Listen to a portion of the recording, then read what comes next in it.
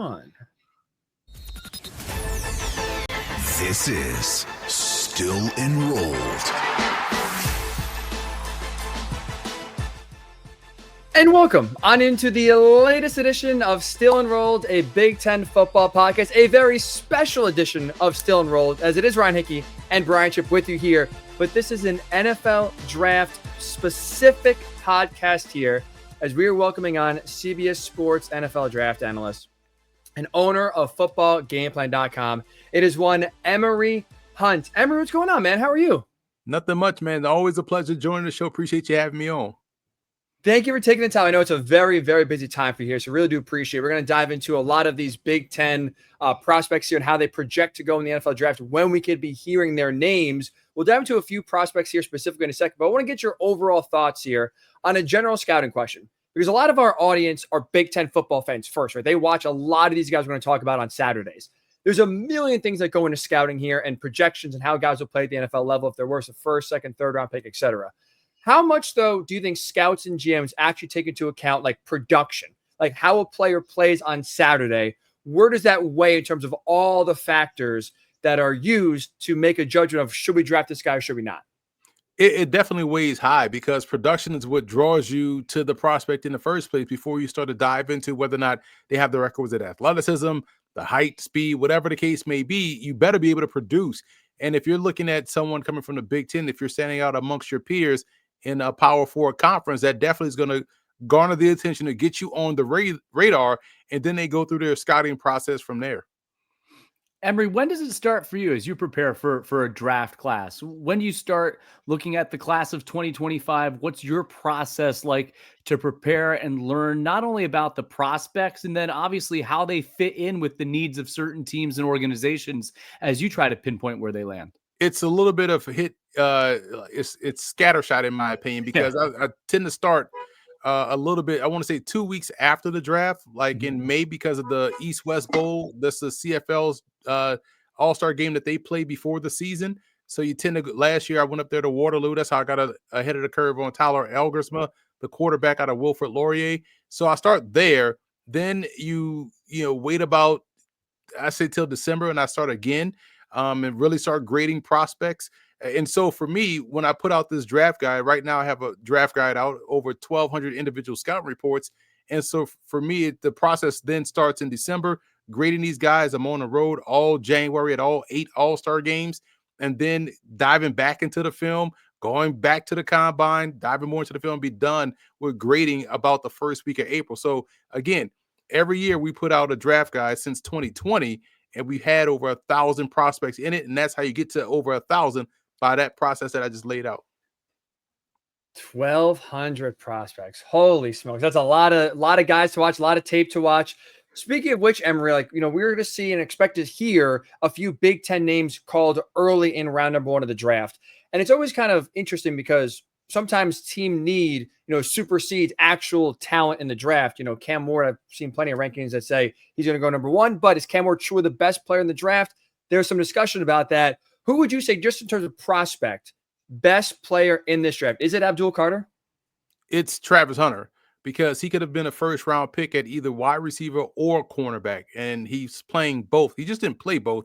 He started at both sides of the ball at that position, at both positions. So to me, that's the best player overall, because we hadn't seen someone like this in quite some time. Yeah, some guys may have moonlighted on either side, but no one played that many plays, and was that high level of a prospect, which ends up with him winning the Heisman Trophy. Now, the second best football player is probably Tyler Warren out of Penn State, because of just how complete his game is in terms of blocking, catching, the versatility, the ability to be a wildcat quarterback in short yardage goal line situations, and being able to throw the football, being a former high school quarterback. That would be the second best football player in the draft, in my opinion. I know we're just talking so much about the prospects, but looking at all the first round talent that Michigan had, not only on defense, but also on offense this past year. Are you surprised the year Michigan had? Obviously, some of those guys battled injuries throughout the year, but are you surprised the year Michigan had, considering how much talent they have and the evaluation of some of those prospects who may go in the first round? Not necessarily surprised, because you kind of knew going in they had no answers at quarterback unless they were going to play more to their run game and defense, but that only can win you so many games. especially if your quarterback can be just efficient, but they didn't Yeah. even get efficient quarterback play there. They was playing musical chairs, and that kind of ruined everything. But that still doesn't knock the fact that they had some good players on both sides of the ball that we'll talk about all throughout the weekend here with those draft selections. I want to circle back to what you said about Tyler Warren. That's really interesting. And the top two guys you just listed, and Travis Hunter and Warren, are both unique players in their own right, right? Mm-hmm. In order for them to succeed at the next level, especially looking at Tyler Warren here, with what he was able to do in terms of lining up all over for Penn State here in 2024, for him, like, is he a plug and play tight end at the next level, Emory, or is that a player where more, if he goes to the right system, he can have a lot of success, but if not, maybe, we won't see him play the way he did at Penn State, let's say. I believe he's a plug and play guy because of that versatility, because he can step in and play anywhere. And that yields itself to him being on the field. Even if you look at it, let's say if he goes to Chicago at pick number 10 and they already have Cole Kmet. Well, he can play H-back. He can play off of Cole Kmet. He could be a flex guy. You know what I'm saying? You could put him out in the slot. You can put him in line. You can put him in the backfield as a fullback or blocker. So he's able to do so many different things. And it's because of that versatility, he's pretty much scheme diverse.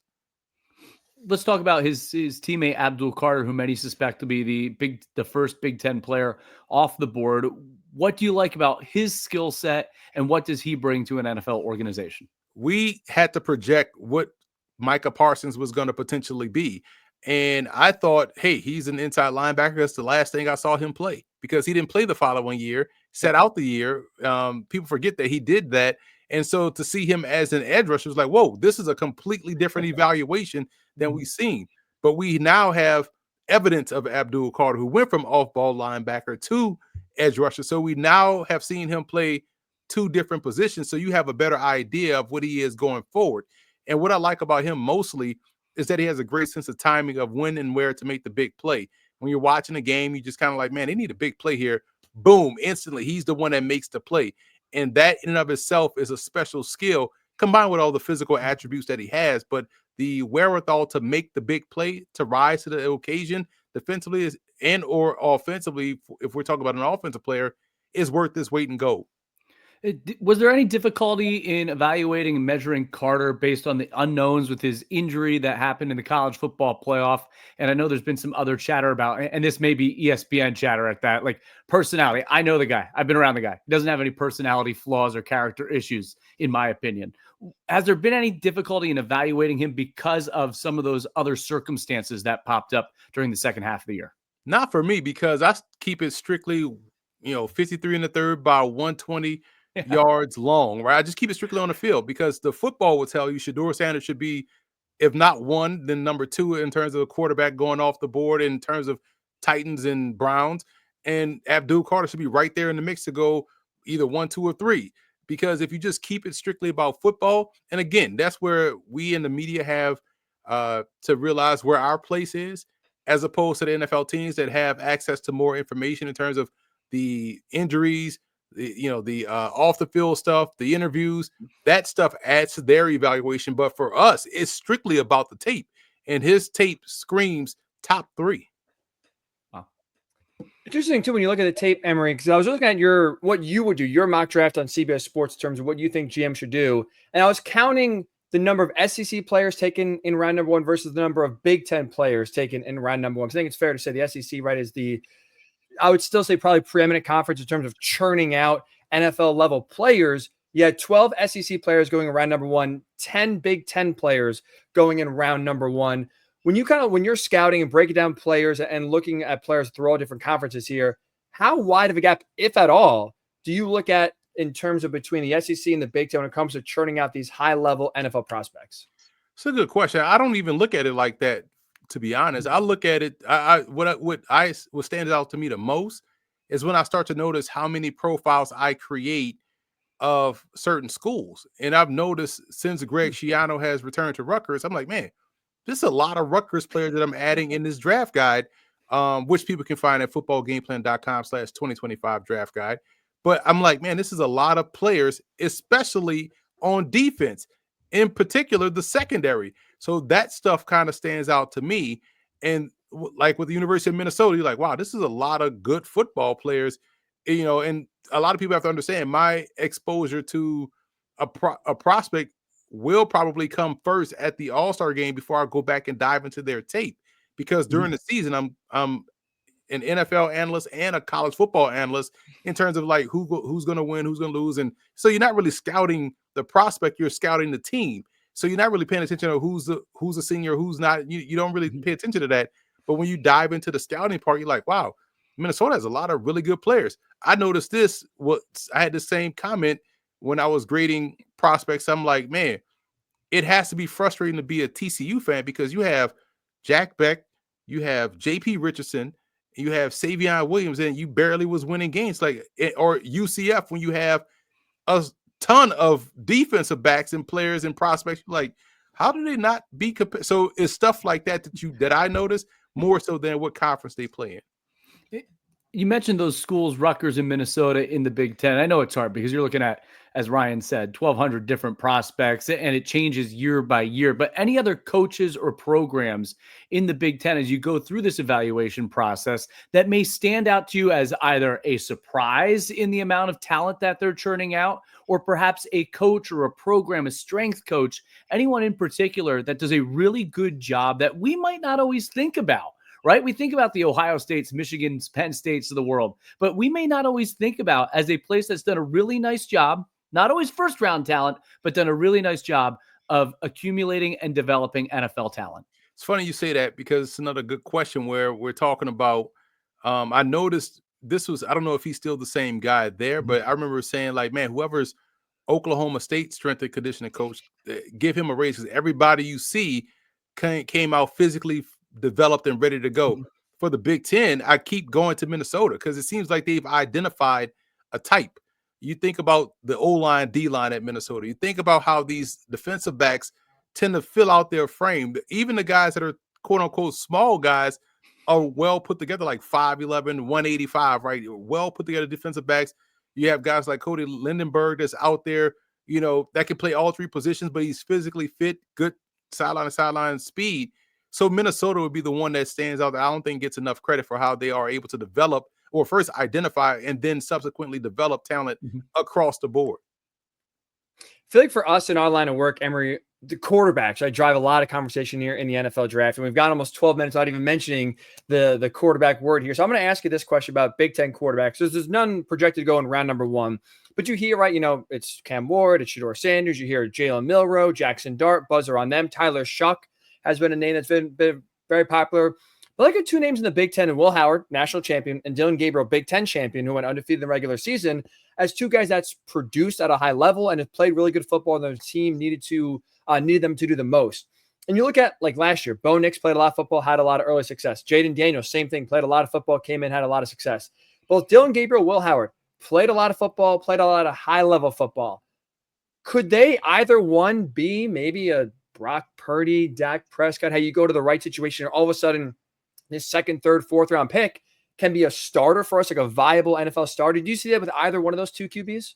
It's possible because at the end of the day, all you really need is an opportunity. And if you're going to gamble on guys that have played high level ball in high leverage situations, let's say like a Will Howard, who showed at Kansas State, he was kind of more of the liability for that football team, which is why they moved on. Then he goes to Ohio State and becomes more of the asset, especially in the playoffs. And that kind of has some weight. And we've seen that before with Cardale Jones, jumped in the playoffs and really took control and had a great postseason run. And with Dylan Gabriel, I know people will see it as a knock, but because I cover so much football, he would be a great CFL quarterback because of the wide field and the spread offenses that thrive up there. But for him in the NFL, it's just about him getting an opportunity. And that's what frustrates me when you grade so many prospects.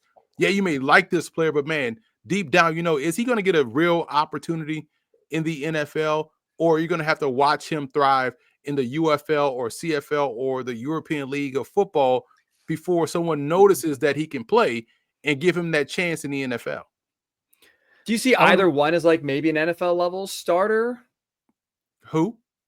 Either Will Howard or like maybe let's look at Will Howard more. Could he be like a high level or a viable NFL starter, you think, or not really? I feel like and in my draft guide, I don't use the word backup. I feel like there's starters and starters in waiting or spot starters. So I feel like, and we've seen since COVID, you're going to need your reserve to have at least a 2 to 3 game stretch where he's going to have to start games. And so if Will Howard you could trust him in a 2 to 3 game stretch where he can start some games and keep you afloat. Now he won't be a superstar, but he definitely won't be a catastrophe. Put it that way. I want to mention Michigan earlier. We talked about obviously the quarterbacks that Ryan's just mentioning there, the Penn State guys in the first round, Mason Graham, Will Johnson. Where do you see them? What kind of projection do you have them at the next level? Obviously first round talents, but are these guys bona fide early first rounders? Depends on how, that's always a tough question when folks ask, where can this guy go? What teams flub up the draft all the time. We're about to witness the Browns with a depth chart that says Joe Flacco and Kenny Pickett pass on Shedeur Sanders. And so logic will tell you guys that are great at football will more than likely be great at football at the professional level, especially if they're coming from a conference where they played other potentially pro football players. So Mason Graham and Will Johnson probably should go top 10. But I know people feel some kind of way about Will Johnson not being able to test, not probably running the fastest 40. Every time I look up, he got the ball in his hands and he plays defense. It's kind of a good thing. And with Mason Graham, another guy that has a great sense of timing. Some people use Kenneth Grant's placement as the reason why he had success. And I was like, yes, that's the point. Like, you want to imagine if that was the case there at Michigan, imagine in the NFL when there's an NFL caliber player next to him, he's going to do the same thing. So, these guys are definitely going to be impact players as rookies, no matter where they go in the top 32.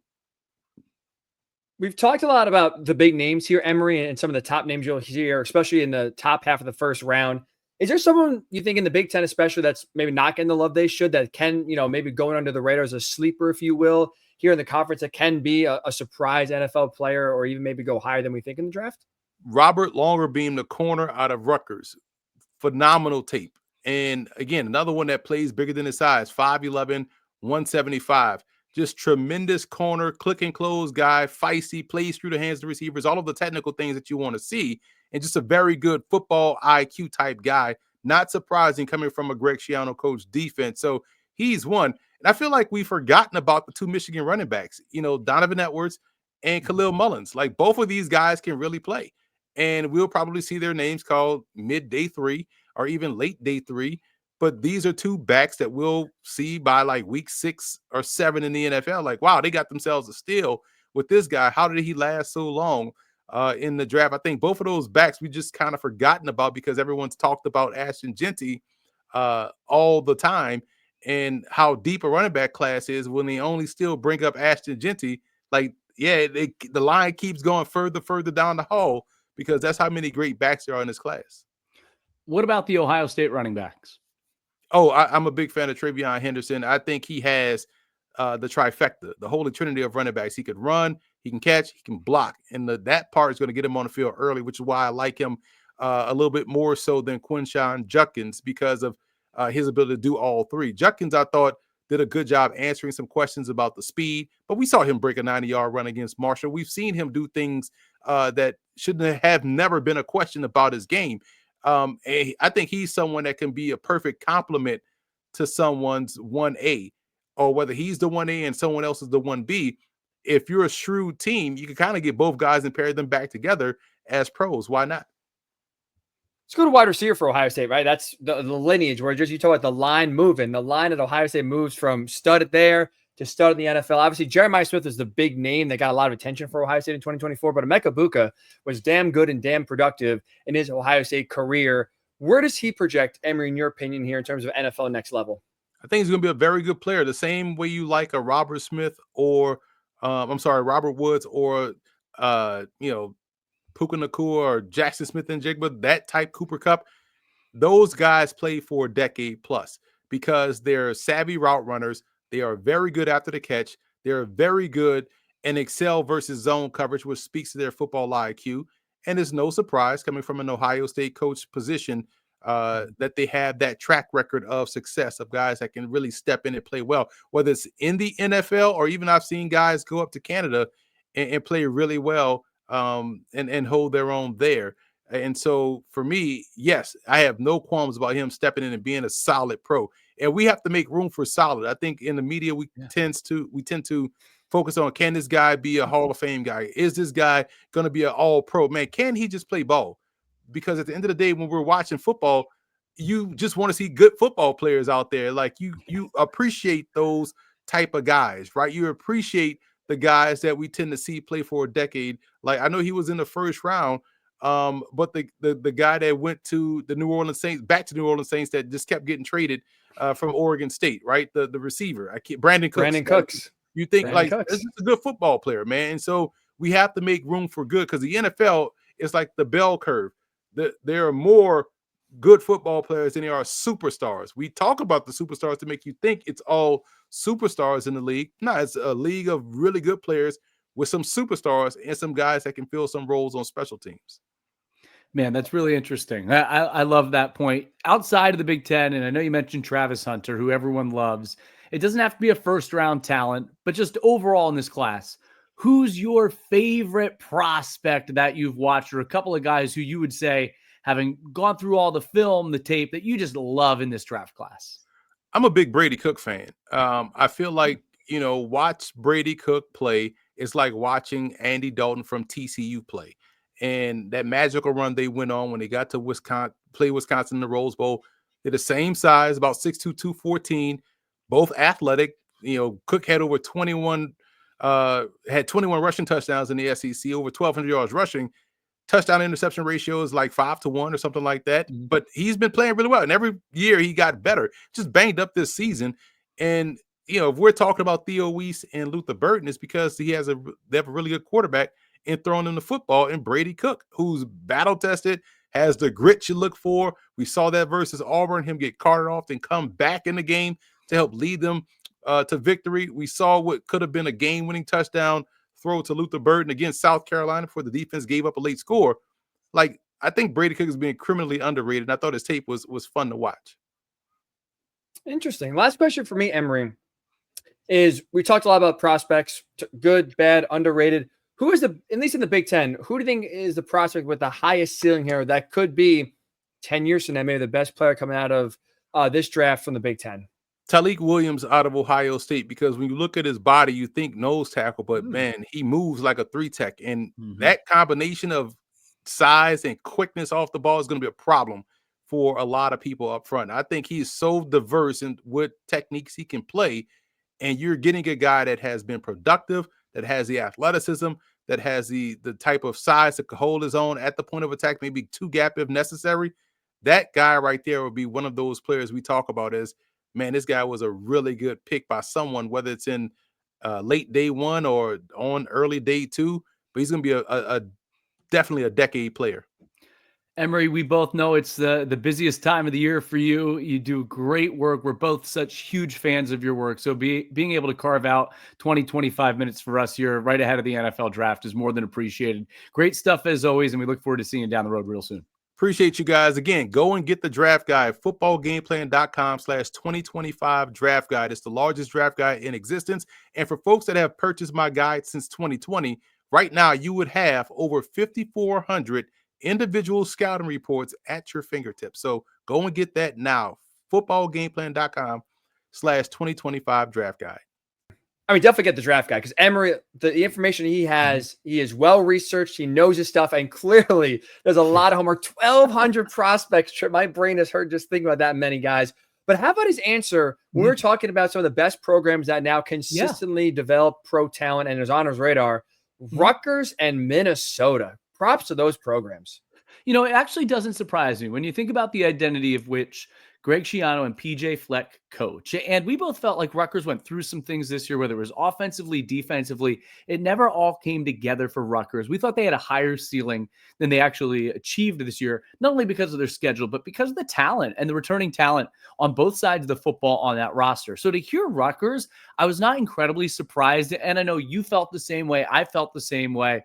I got to see Minnesota firsthand when Penn State went there in early November. It was mid-November. That was a pretty good Minnesota football team that, look, those teams and those programs, like Isaiah Pacheco is a Rutgers guy. Remember that? Like, these teams and programs have churned out players who aren't always going, like, you'll have one here or there, like an Antoine Winfield Jr., right? Like a here or there, there's a first round, second round talent, not all that surprising, but consistently with players who have next level potential. And Emory talks about that bell curve. Where do a lot of Rutgers and Minnesota's players end up landing on that, right? They're in the really good football player because they're built, they're physical, they're playing Big Ten, tough physical football for coaches who want to win the game at the line of scrimmage, win it with good defense, and be really efficient and really smart, well-coached football players.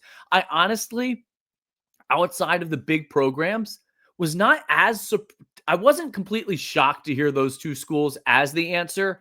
And it does make you wonder, well, are they underachieving? Why are they where they are? It might just be a matter of they just don't get the high-end skill position guys that the other upper echelon teams in the Big Ten are acquiring. Because I think if you look across the league, right, and this is a bigger discussion for another podcast, but across the league, what separates the big ones? Oregon, Penn State, Ohio State, Michigan. They're getting the best guys in the trenches, have the best defense, and they're complementing it with 4- and 5-star skill position players.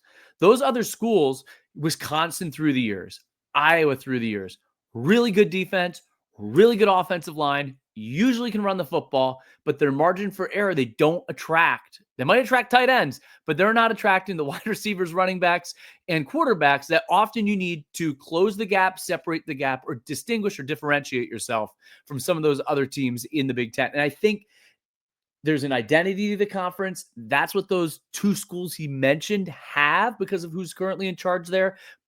But they don't have that extra kick to get them to a championship or a playoff level. And that's why, especially in the case of Minnesota, they've been a consistent 7-8 win team every year. And we remember we talked about when they were going through another defensive coordinator search a few months ago of PJ Fleck is one of the better developers in the Big Ten where he can take 2-star guys and turn them into 4-star guys. You're right. The issue is they're not getting many 4-star guys or 5-star guys to begin with like these other programs are. That's why I find it interesting too, Trip. Yeah. When you look at the Emory's mock draft, you look at the breakdown SEC versus Big Ten players, I honestly expected a wider gap than two SEC players more going in the first round. But I think you're seeing it on the field, right? The last few years with the Big Ten being superior than the SEC in terms of results, winning championships. But now I think you started seeing the draft too. The Big Ten, I think the expansion as well helped a lot of, blue chip, high level recruits used to, that were in Southern Florida, in Southern California, are now starting to go to more Big Ten schools, and not just USC in the Big Ten at least, but you're seeing Penn State, Ohio State, like that footprint, that recruiting footprint is translating from on-field success now to also blue chip, high-level athletes all throughout the conference. I'm curious who you would think would be the best play. And there's a lot that goes into this, and you already discussed it. Team, fit, does a guy stay healthy? Who do you think out of this recruiting class from the Big Ten has the best chance of being, I'm not even going to say an NFL star. When you're talking about the likes of a Tyler Warren, an Abdul Carter, Will Johnson, Colston Loveland, the guys from Ohio State that are going to go early, what's a Jack Sawyer do? He mentioned Tyleik Williams. There's so many guys, particularly who has the best chance of being superstar, long-time NFL Hall of Fame, maybe, dare I say that, caliber player from the Big Ten for this class for you? I hate to go chalk, Trip, but I'm going to go Abdul Carter because when I watch him, I see a lot of Von Miller. When you look at the length, the size, the speed, I mean, I was concerned, honestly, this time last year when Penn State announced that he's going to go from linebacker to the end. He was a really rangy, quick, long linebacker. I'm like, is he big enough? Is he tough enough to be, stand against a left or right tackle, run on a run play and not get blown off the ball? We know his speed, so he can get off the edge and get after a quarterback. But for being a DN, you also need that strength to just be a 3-down every, 3-down player. And I thought he really impressed and showed his strength along with his speed. I think he can, get out in coverage if you need. I think he does everything you need a modern day NFL DN to do because it's not just anymore just get after the quarterback. It is get after the quarterback, stop the run, maybe play out in coverage, play in space. He does it all. So I know it's chalk because he's the first Big Ten guy we're going to see come off the board. Yeah. But I think Abdul Carter is going to be an absolute hit for whoever does draft him here on Thursday. How about you? Yeah, I agree with that. And look, I know people have talked about the character concerns and the injuries with Abdul Carter. He played in the college football playoff in the game when he got hurt in the Fiesta Bowl, and then he had to come out of the game. But to come back against Notre Dame, play with one arm, with the talent he has, the explosion he has, I think it's a guy who's highly motivated. Look, like any high-level player who knows he's the star of the team, right? They often have a bit of a sense of, I don't know if arrogance or ego or swagger is the right word. You kind of need it to be the best of the best at that level. I really like Abdul Carter for all the reasons that you mentioned. I do love Tyler Warren, of course. That's not just being a Penn State guy because of the versatility that you talked about, but I think it's those D tackles coming out of the Big Ten as well. Grant, Hamilton, Williams, like there's a bunch of guys at the defensive tackle position playing in this league that can have 10, 12-year NFL careers at a position that I think there's some longevity. It's the guys on the defensive front, right? The NFL right now is, can you pressure the quarterback? And then can you make plays on offense? And those positions, I think, are always a premium when you get to this time of year. And I think that's why I started off the interview by asking him, like, how much does production matter? Because I think a lot of these guys we're talking about, these are not flashes in the pan, 1 year, half year, projection based on, oh, look at their physical traits. This is what we think that they can do despite not doing it at a college level. A lot of the guys we talked about, a lot of the guys we even didn't talk about, but still are going to get drafted on day 1 or 2 are guys that have proven it, that are guys that have 2-3 years of tape in the Big Ten that I think you're going to see, at least in terms of like hit rates, maybe not superstar, but to Emory's point, like the bell curve, good football players. I feel pretty confident saying the Big Ten's going to have a pretty high percentage of damn good football players coming out of this draft. When we look back at it 10 years from now. One last thing I want to throw by you here. I just want to say one thing on that. Yeah. You and I have never been in a war room. We've been around programs. We covered it, but I still think there's a value in like what Emory's talking. If you see it, it is what it is. Like I know there's the underwear Olympics that happen everywhere in Indianapolis. I know teams are having pro days and visits, but to me, and I am not a scout. We talk about it. We try to get as much prep and talk to people and research all we can. But if a guy can succeed on the field playing college football at a really high level, like there's a reason. And I'm wearing this hat for a reason. It's our draft episode, right? There's a reason their defense is really good. It's because they got all the players off the best defense in college football, right? Like, I don't think it's a coincidence. I really don't. I couldn't agree more. And that's why I want to finish you off with this thought of just like, I think Will Howard could be like a Brock Purdy. Where in the sense of he's drafted. You're not letting that one go. I'm not, because it goes back to what we said. Like, I think, like, I'll be honest. I hate this time of the year draft wise because it's so much nonsense. Like, we watch from September through November, December. These players play 12, 13, 14 games for 2 or 3 years. We have a good idea what they can do, what they can't do, how they project. But now it's like you get to this point in the year and it's how fast is your 40? Is there a character? Like, it's all just nonsense. Some of it true, some of it smoke screens. I mean, look, we're doing a podcast about the NFL draft. It's all hypotheticals, projections, guessing, hoping you're right, trying to inform the fan and the audience. But a lot of it too is, if you and I sat here and didn't have an opinion and didn't have a take and didn't have something to discuss, and we weren't trying to nitpick and I'm sure like the difference between in a class that allegedly has a lot of parity, there's not a whole lot of difference between like once you get out of the first couple picks, there's not 32 first round picks in this class, allegedly. You need something to talk about. Like it all is just talk show, entertainment. But it feels forced, and that's why I hate it. Oh, well, no, are we, people are talking too much about Shador. Are we sure that he's that good? Oh, people are talking, we're talking too kindly about Abdul Carter. Are there character concerns? Should we be concerned? Like all these players we've seen play so well, and it's just like there's so much time. Yeah. That maybe it's just like but I hate that. I drives me crazy. I will add this. I loved your reaction time when interviewing Emory, how quick you were to close the window when the car was honking outside. Like to me, that is, if I'm grading on a 1 through 5 scale, that's a 5 out of 5 right there. I would select you, like, now I'm not sure you would do well on the Wonderlic, but you did that. No, I would not. I would not test. Well, but again, why should a stupid test determine who's going to be good, who's going to be Will Howard, next Brock Purdy. He will be drafted by a team that does not think to be a starter. He gets an opportunity. He plays better than anyone thinks. Maybe it's the Raiders reunites with Chip Kelly. That's my hot take I'm going to give you before the draft comes. I'm in on Will Howard. He produces. Production is not getting enough attention in the NFL draft, and we are going to change that. Yep. Here on the Still Enrolled Pod. So our thanks to Emory Hunt, again, CBS Sports NFL Draft analyst. And if you're watching on YouTube, you can see his website on your screen. But if you're listening via Spotify or wherever you get your podcast, the owner of footballgameplan.com. That's footballgameplan.com. Emory Hunt, our guest, to break down the 2025 NFL draft that begins Thursday and will go all the way through Saturday afternoon. We'll talk about the NFL draft and then wrap up spring football as well when we continue with the Still Enrolled podcast next week. As always, you can download Still Enrolled and subscribe wherever you get your podcasts, also available on YouTube. For Ryan Hickey, Brian Tripp, enjoy the NFL draft.